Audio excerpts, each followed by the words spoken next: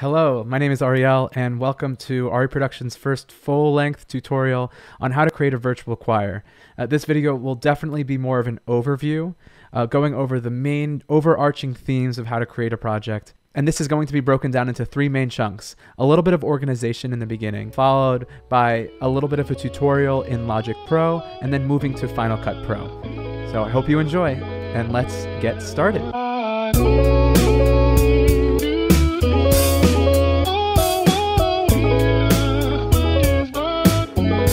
Start by understanding a bit of the organizational component for creating a virtual choir. This is the way that I set up my projects, and I do highly recommend that you do something along the lines of this. To note, I'm working out of a hard drive. I think that's really important because virtual choir videos have a lot of different videos and different bits of footage, and it can really clog up the space on your internal hard drive and internal storage. So I recommend that you work out of a hard drive. Then you create a folder like this one. This one is called How to Create a Virtual Choir Video, and create different subsets of folders within. So I start by creating an audio folder, and when I'm working in Logic, I'm actually going to save my Logic session to this audio folder. Then I create a footage folder. This is where I actually put all of the footage from the people who are sending videos, whether it's Google Drive or Dropbox. I'm going to download that and put it in my footage folder here. And you can see I have my videos already listed here. Don't worry about Final Cut Original Media or Final Cut Proxy Media. Those get created when I actually create my project in Final Cut, and Proxy Media if I create Proxy Media. This is just the sheet music, which I like to use as a tool when I'm editing. Now, for final delivery, this is empty right now, but this is where we're going to export our final video. And I like to know that everything that I'm doing within one project is contained to one folder. So that's why I put that here. And then lastly, this is our project file or our library for our virtual choir tutorial today. This is when you're actually creating a new library in Final Cut, you're going to save it to this folder. So we're working out of this entire folder. Now let's get started and move right to the Logic session.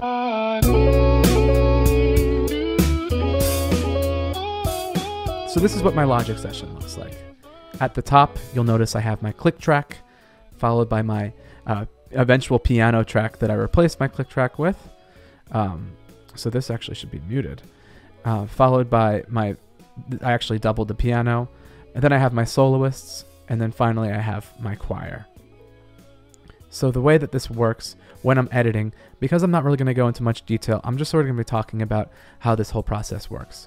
But the one thing that I will show you is I'm going to create a new project and show you what it's like to import your files. I think that's an important thing to go over. So we're going to create a new project, and this is what you'll do too. And you have to select an audio or some sort of bass track. You can't just do a blank canvas like other editing softwares. Now, when you're editing your tracks, make sure to have your folder handy. So in this case, we have our folder right here. And you're going to go to your footage. Remember, we saved this there. And for the sake of this video, let's just drop in 3 videos at once. And we're going to just drag them, drop them into Logic. And what you'll notice is you'll get this pop-up. So we're not editing our video in Logic. This is just editing the audio. So we can uncheck Open the Movie. And it's now going to do this and extract the audio for every single track. And we can click OK for each one. In this case, we did 3. Great, so now they're all here, and we're going to try to adjust them and move them, but it's not working because they have this little lock on them. So we're going to remove this lock by right-clicking and checking Unlock SMPTE Position. You can even do multiple at once by highlighting and clicking, right-clicking, and clicking Unlock SMPTE Position. Now they're all able to be moved. Awesome. So we're going to go back to our other project. I'm going to X out of this. And now you know how to drop in your project files. So the syncing process, everyone has a slightly different way of doing it. In this particular case, people were clapping at the beginning of their entrance, but it wasn't perfect. So I decided to really go with the opening phrase. And you can hear everyone comes in at the same time.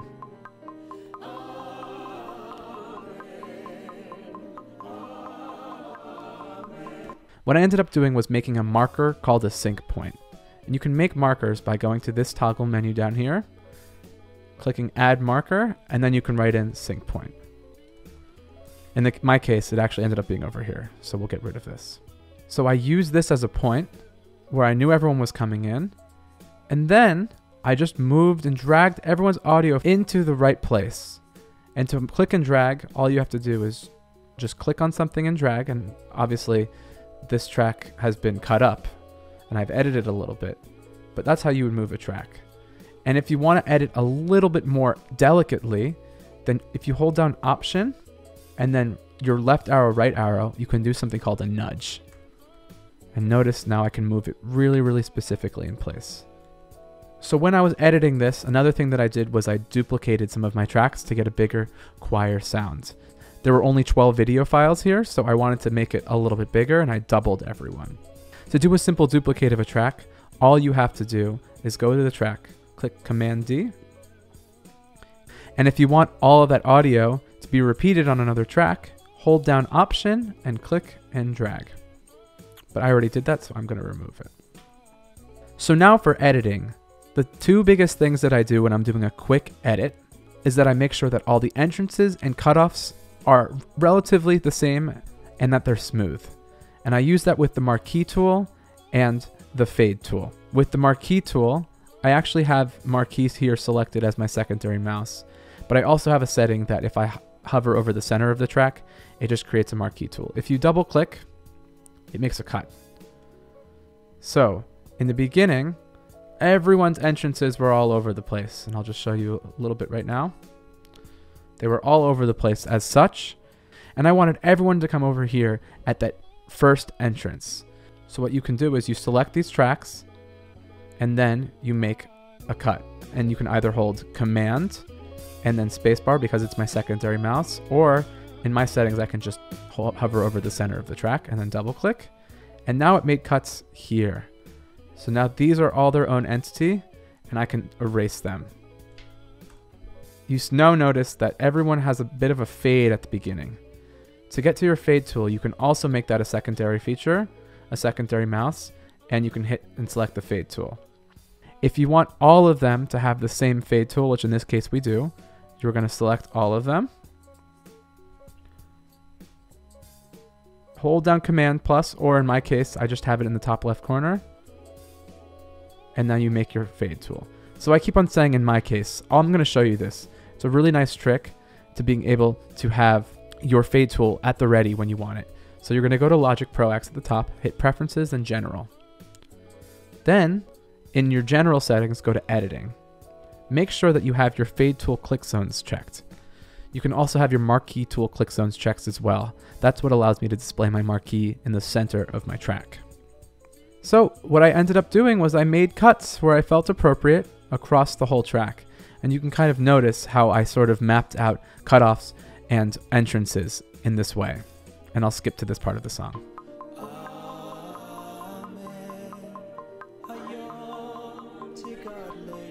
etc. And you now notice that they can be cut off this way. And that makes editing a lot easier. Some other edits that I did were in various sections that were out of place, just by cutting and dragging a little bit and making some adjustments so that some syllables were matched. Now, there's another better way to do this in Logic to get really, really precise edits, and that's with a tool called Flex Tool. And all you have to do to hit Flex Tool is to go to any track and double click it, and it pops up. And you can go to this little hourglass on its side. You can hide or show flex, and you can turn on flex for any track.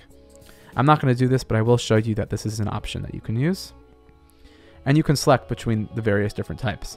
For altering pitch, you would select flex pitch. And for altering rhythm, you would select rhythm.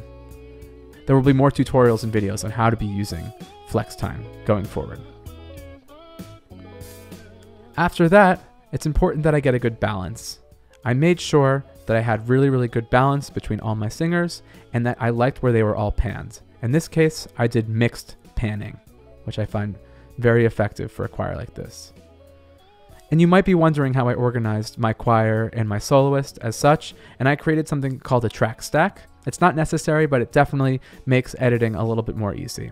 And to create a track stack, all you have to do is control click, and then in this case I already have one. So it would say hide selected track. But if I wanted to create a new one, let's say on the piano, I can just hit create track stack, and I'd make it a folder stack, and I'd then rename it to piano.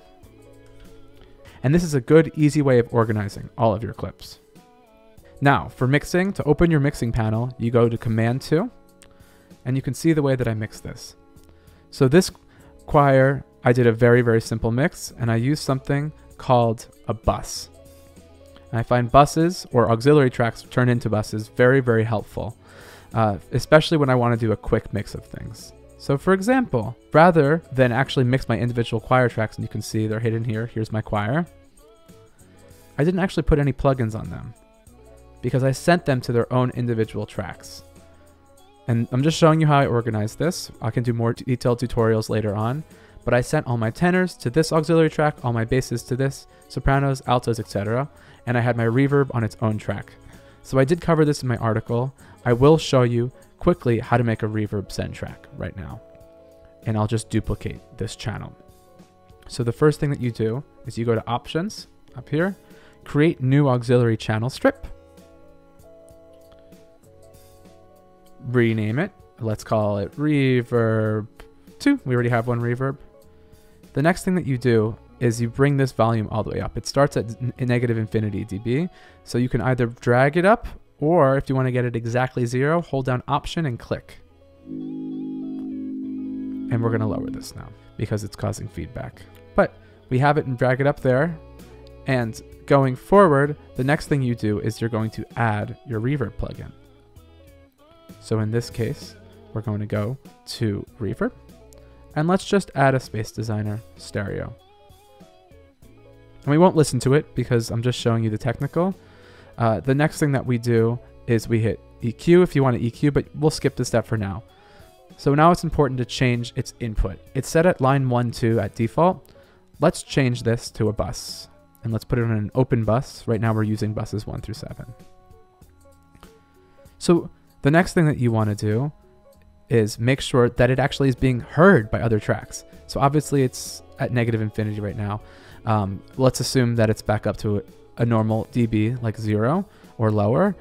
But the next thing we need to do if we want tracks to actually hear it is by sending it. And that's what all of these little icons are. So if we want, let's say this track to get it, this is one of the bass tracks, we have to create a send. And we're going to select that send, and we want reverb 2 to be sent to here. So it's still not going to be heard unless we actually add some juice to it. And once we do, and if we click it and we set this back to 0, which we're not going to do for right now, then this track will receive some reverb, which is great if we want that. We're now going to go ahead and remove this reverb track. So that's how you create an auxiliary track. And I find that very important, especially because I want different sections of the choir to receive different amounts of reverb. So that's the benefit. As opposed to putting reverb right on the stereo out, we can create its own channel strip and then send it to various tracks.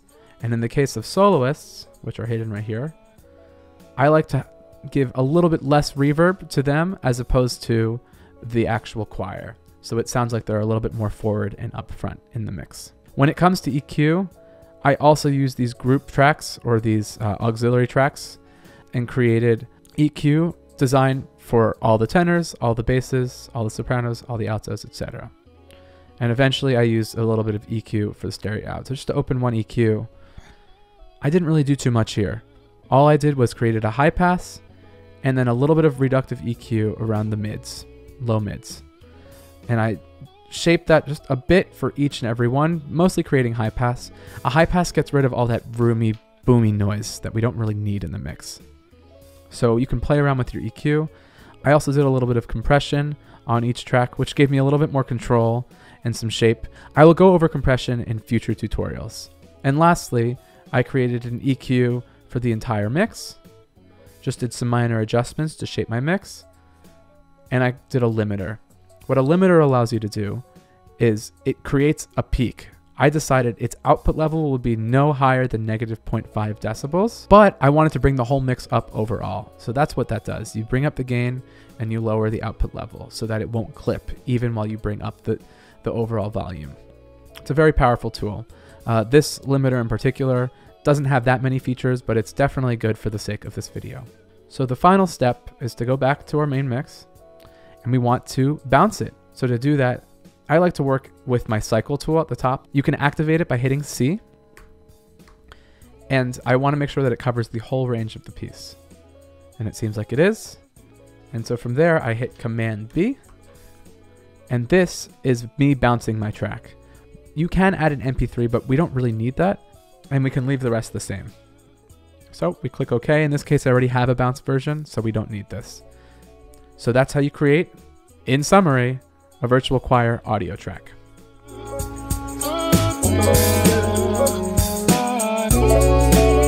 So let's move over to the video. So I started by dragging my new audio to the very, very bottom of the track.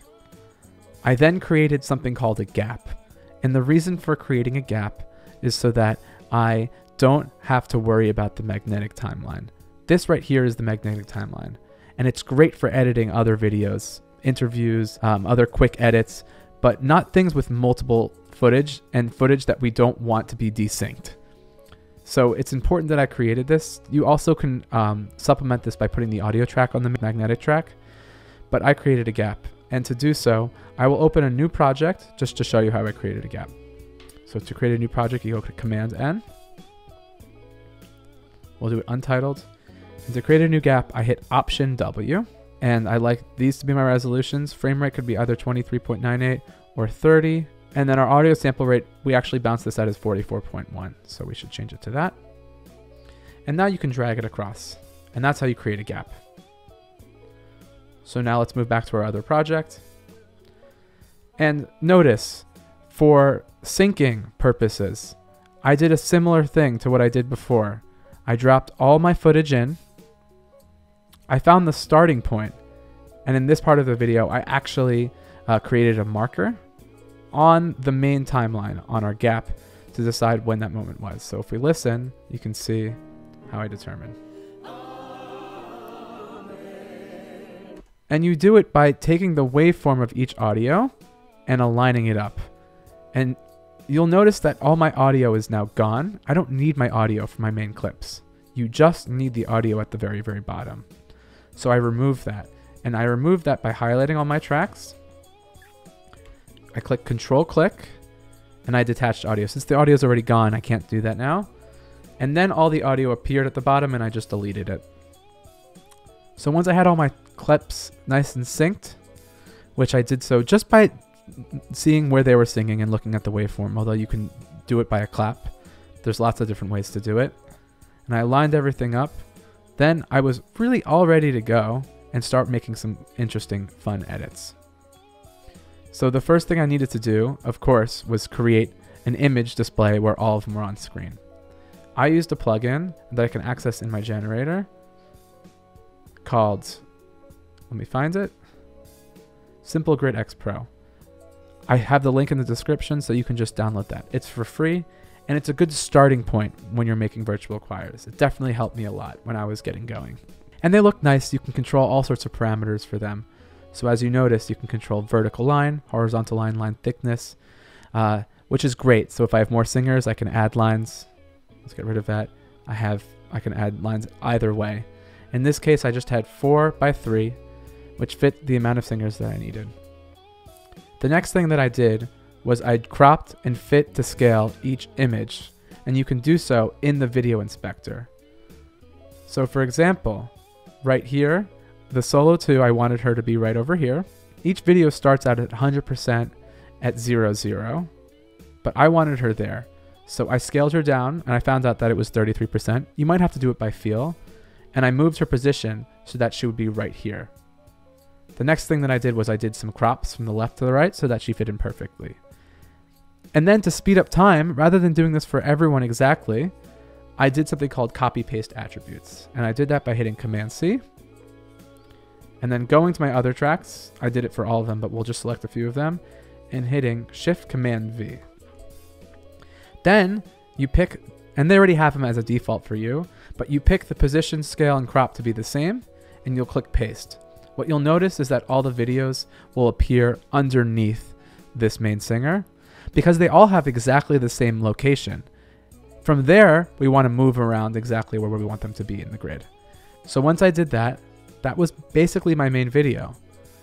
I then did things like compound clipping, I changed the opacity, and I did something called keyframing. So we're going to go over really quickly what that process is like. I did it in the beginning. That's why you see this clip sort of down right here. I didn't really explain that. What this is a compound clip. And to create a compound clip, I'm just going to show you next to it what it looks like, is I highlight all the tracks that I want to be in the compound clip, aka everything that I want to affect at that moment, and I hit Option G, and then you create your compound clip. And let's just not name it for now. I click OK, and then it condenses everything down. Now I can just work with this entire image that we see here and act as if it's one clip, similar to the way that we group tracks or created an auxiliary channel strip in Logic Pro. But let's redo that. So I just did one in the beginning and not for the whole one because I just wanted to do a little bit of control in the beginning while still showing you the stacks of my tracks. And what did I want to do at the beginning? I wanted to create an opacity fade, meaning I wanted to fade from blackness into light. And it looks like this. So sure, I can go through every track and create a crossfade by hitting Command T. And it kind of looks like this. And I would get rid of that one. And I would go through, and it's sort of tedious. I can keep on going. But I don't really like doing that because I think it takes too much time. And I also sometimes have issues with the boundary adjustments. So if I were to even do a regular old crossfade by hitting Command T on this compound clip that I created, it sometimes has these weird error messages saying there's not enough extra media beyond clip edges to create the transition. And if you create this transition, it does some weird adjustments and it doesn't give me really as much control as I want. I think opacity can sometimes feel more natural and you can control every element of it. So what is opacity? Opacity is the state or quality of these videos being opaque. And if something's fully opaque, then no light gets through. And if it's not opaque, or if it has any sort of translucent quality to it, then it allows a certain element of light to get through. So as you notice, in an actual fade, it's just the transition of allowing light to pass through on the image. And in this case, this group of images. So we control our opacity by up here in our video inspector tool, which we use a lot already. We use for scaling our clips down. We can change that opacity by, right now it's at 0. And what a keyframe does is I decide I want it to start at 0, and by a certain point, I want it to end up at 100. And you notice it already moved for us. So how do we get that to move? It's by enabling a keyframe. So you notice this little diamond right here. If you select that, right now it's yellow. If it's not selected, then it's just like that. But I want to select it at yellow at the very beginning. And I want it to be back down to 0 to start because I want it to start at 0.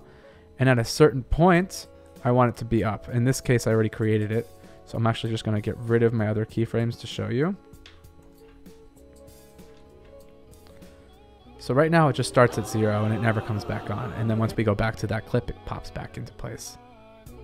So we want it to slowly fade back. So it starts at 0. And now at that point, let's say we want it to be 100%. So what do? You don't have to worry about hitting that diamond again. Just type in the value 100%. And now we have a fade. Oops, and there was a little bit of an error.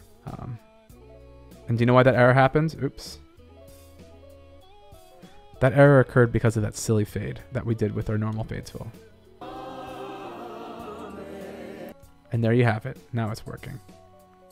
So the next thing that we want to do, in this case of this song, I popped out some soloists. I thought that would be more interesting. We had 3 soloists in the beginning. I wanted them to be featured more. So in this case, I have him pop out of the grid. So how did I do that? I ended up making a cut, and you can make a cut by hitting the letter B and then making a cut. I redo that because I don't want that cut anymore. And then to go back between cut and then your normal toggle is between B and A. Then I dragged his clip above the grid because if it was below the grid, notice if I drag this below the grid, that even when he pops forward, he's still behind the grid. So I wanted to move him back up. When you're dragging things, it's important to hold down Shift so that it stays in place and doesn't go all over the place. Next thing I did was I did another keyframe, but this time the keyframe was an image. And you'll notice you can always access what your keyframes look like by hitting Control V. You'll notice I made a keyframe from Transform All. You see from this point, he's at these values, and I clicked that diamond, and then I found the point that I wanted him to be changed by, so that it was scaled up from 33% to 57%, and the position was at the center of the picture. And I continued to do that with my other soloists. And now to end this clip, I did a few more keyframes and compound clipping, and then I ended it with one of those opacity. And I'll just show you what that looks like, but it's all using skills that I just showed you right now.